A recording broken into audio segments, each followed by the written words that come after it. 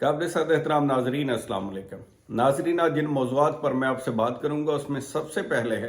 कि 14 मई का इलेक्शन करवाने का सुप्रीम कोर्ट का जो हुक्म था उसे इलेक्शन कमीशन ऑफ पाकिस्तान ने चैलेंज कर दिया। उसके बाद आप देख रहे हैं कि रजिस्ट्रार सुप्रीम कोर्ट को पार्लियामेंट की जो पब्लिक अकाउंट्स कमेटी उसने तमाम रिकॉर्ड और अकाउंट्स के मामला देखने के लिए तलब कर लिया है। तीसरे नंबर पे हम देखेंगे कि जो हालात बन गए हैं मुल्क के अंदर, उसके अंदर इलेक्शन होना मुमकिन भी है या नहीं है। साथ ही साथ हम ये भी जायजा लेंगे, पहले आपने देखा था चीफ जस्टिस ऑफ पाकिस्तान के अख्तियारात को कम करने के लिए बिल लाया गया था, अब सदर के अख्तियारात भी कम करने का फैसला कर लिया गया है। इस पे मैं बात करूंगा। तो सबसे पहले हम बात करते हैं 14 मई को जो इलेक्शन करवाने का हुक्म है सुप्रीम कोर्ट ऑफ पाकिस्तान का, उसे इलेक्शन कमीशन ऑफ पाकिस्तान ने चैलेंज किया और किन वजूहात पे चैलेंज किया। पहली तो बात ये मैं बता दूं कि इसके अंदर 30 दिन की म्याद होती है रिव्यू करने के लिए। ये 188 आर्टिकल है कॉन्स्टिट्यूशन ऑफ पाकिस्तान का, जिसमें अगर कोई फैसले से मुतमिन ना हो तो 30 दिनों के अंदर वो सुप्रीम कोर्ट से रजू कर सकता है। लेकिन यहाँ 30 दिन गुजर चुके हैं, उससे ज़्यादा आप देख रहे हैं कि वक्त गुजर चुका है, लेकिन अब इसको चैलेंज कर दिया है। साथ ही साथ उसमें डेफिनेट उन्होंने दरखास्त लगाई होगी कंडोनेशन ऑफ डिले की, कि जो डिले हुआ है उसको माफ़ किया जाए, उसको कंडोन किया जाए। साथ इसके अंदर जो ग्राउंड लिया उन्होंने वो आर्टिकल 254 है, जिसके अंदर ये लिखा हुआ है कि जिस काम के करने के बारे में कोई मुद्दत आइन के अंदर बयान की गई हो, अगर वो उस मुद्दत के अंदर ना किया जाए तो सिर्फ इस वजह से वो हुक्म गैर मुअस्सर नहीं होगा। यानी ये गुंजाइश निकाली कानून बनाने वालों ने कि अगर कोई काम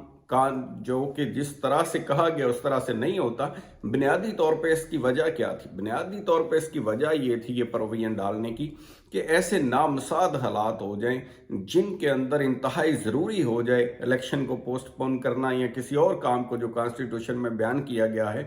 तो फिर उन हालात को जस्टिफाई करने के लिए ये दफ़ा है। जैसे आपने देखा मोहतरमा बेनज़ीर भुट्टो शहीद का जब अक्रेंस हुआ तो उसके ऊपर क्योंकि हालात ऐसे हो गए थे कि इलेक्शन डिले करना पड़ा, या मुल्क के अंदर कोई ऐसी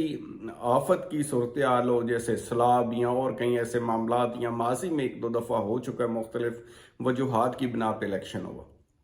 लेट हो गया था। लेकिन अब सूरत हाल देखना यह है कि अभी के जो हालात हैं इसके ऊपर सुप्रीम कोर्ट जायजा लेगी कि अभी के ऐसे हालात हैं जिनके अंदर ये इलेक्शन नहीं हो सकता, क्योंकि आपने देखा अदारों की रिपोर्ट्स और बाकी चीज़ें जो सारी चल रही हैं वो भी पहले से ही सुप्रीम कोर्ट ऑफ पाकिस्तान के पास मौजूद है।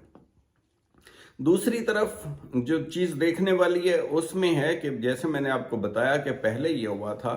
कि पहला पार्लियामेंट ने जो टकराव किया था वो किया था चीफ जस्टिस ऑफ पाकिस्तान के साथ, जिसमें चीफ जस्टिस के अख्तियारात को कम करने के लिए बिल लेकर के आए थे। वो अभी मामला सुप्रीम कोर्ट ऑफ पाकिस्तान में पेंडिंग है। अभी एक और चीज़ हो गई है जिसके अंदर सदर पाकिस्तान के अख्तियारात को कम करने के लिए ठान ली है पार्लियामेंट ने, और उसके अंदर ये तजवीज़ रखी है कबीना के पास, और कबीना ने इसको अप्रूव कर दिया है तरमीम लाने के लिए। तरमीम ये लेके आएंगे बुनियादी तौर के ऊपर सेक्शन 57 और 58 है इलेक्शन एक्ट 2017 का, जिसके अंदर सदर को ये इख्तियार दिया गया है कि वो जनरल इलेक्शन के लिए तारीख का ऐलान कर सकता है। इसके ऊपर इलेक्शन कमीशन ऑफ पाकिस्तान ने दरखास्त दी थी गवर्नमेंट ऑफ पाकिस्तान को, पार्लियामेंट के स्पीकर को रिक्वेस्ट की थी कि इसके ऊपर लॉ को अमेंड होना चाहिए, और ऐसी सूरत हाल में जब कोई डेट अनाउंस करने की आती है निगरान हुकूमत के लिए या बाकी इलेक्शन के लिए निगरान हुकूमत की मौजूदगी में,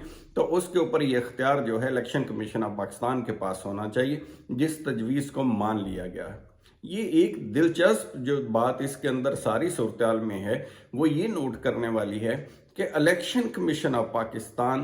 कब से इतना एक्टिव हो गया है कि वो एक तरफ तो जो उसका काम है बुनियादी तौर पर इलेक्शन कमीशन ऑफ पाकिस्तान का वो है कि हर वक्त इलेक्शन करवाने के लिए तैयार रहना,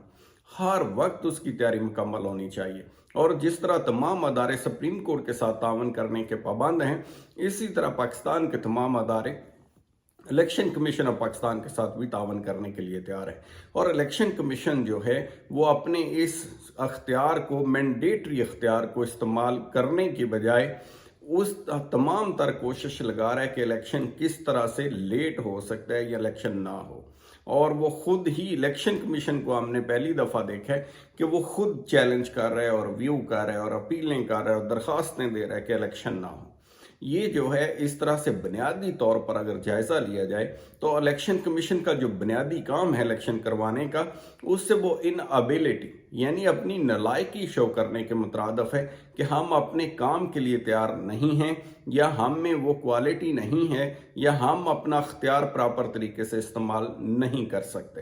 ابھی اگر ساری صورتحال کو دیکھیں تو پھر جو میں نے سوال اٹھایا تھا کہ کیا اس سال الیکشن ہو بھی سکیں گے کہ نہیں ہو سکیں گے، اگر اسی صورتحال کو دیکھیں گے جو تسلسل کے ساتھ جاری ہے تو اس الیکشن کمیشن آف پاکستان کی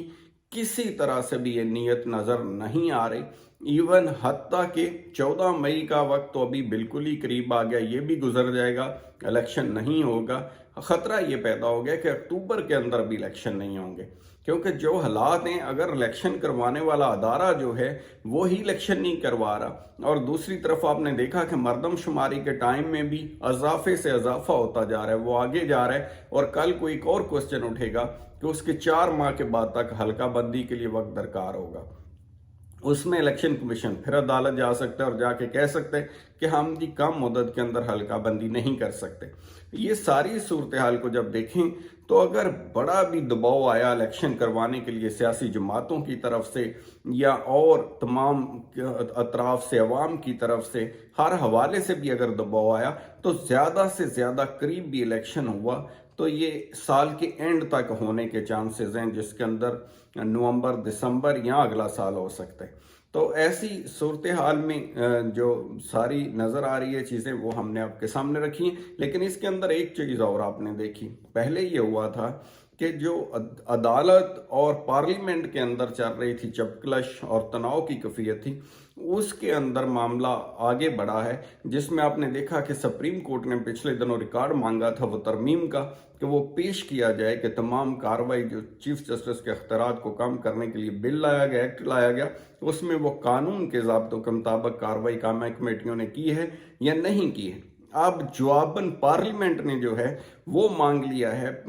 رجسٹرار کو طلب کر لیا ہے پبلک اکاؤنٹس کمیٹی نے، اور کہا ہے کہ اپنا تمام ریکارڈ لے کے آئیں اور حساب دیں،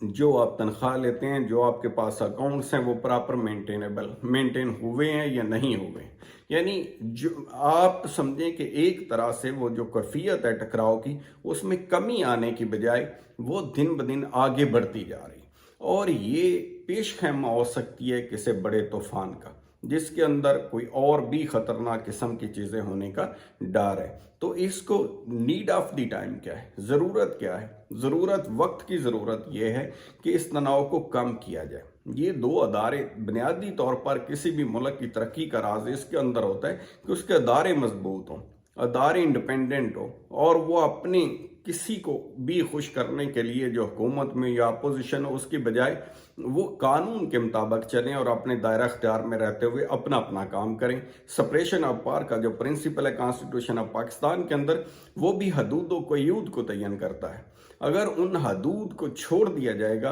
اور ایک دوسرے کے کام میں مداخلت کی جائے گی تو اس سے جو یہ صورتحال پیدا ہوئی ہے، ڈیفینیٹ یہی صورتحال پیدا ہوگی۔ تو نیڈ آف دی ٹائم یہ ہے کہ اس کو ختم کیا جائے اور بہتری کی طرف حالات کو لایا جائے، ہر کوئی اپنے دائرہ اختیار کے اندر رہ کے کام کریں، اور یہ جو بے یقینی کی صورتحال الیکشن کے حوالے سے اور باقی چیزوں کے حوالے سے یہ بھی ختم ہونی چاہیے، اور سیاستدانوں کو بھی رواداری اور برداشت کا مظاہرہ کرنا ہوگا، اور آنے والے الیکشن کو ڈسپیوٹڈ ہونے سے بچانا ہوگا، اور ایسے ماحول کو پیدا کرنا ہوگا جس کے اندر جیتنے والا جو ہے ہارنے والا جیتنے والے کو مبارک دے، اور جیتنے والا ہارنے والے کو کہے کہ آپ کو بھی جو مینڈیٹ اپوزیشن میں بیٹھنے کا ملا ہے اس کا احترام کیا جائے گا، اور غلط قسم کے مقدمات جو بنانے کا یہاں رواج ہے ان سے گریز کیا جائے گا، اور ملک کی ترقی کے لیے مل جل کے کام کریں گے۔ تو امید ہے آپ کو میری معلوماتی ویڈیو پسند آئی ہوگی۔ اپنا خیال رکھیے گا۔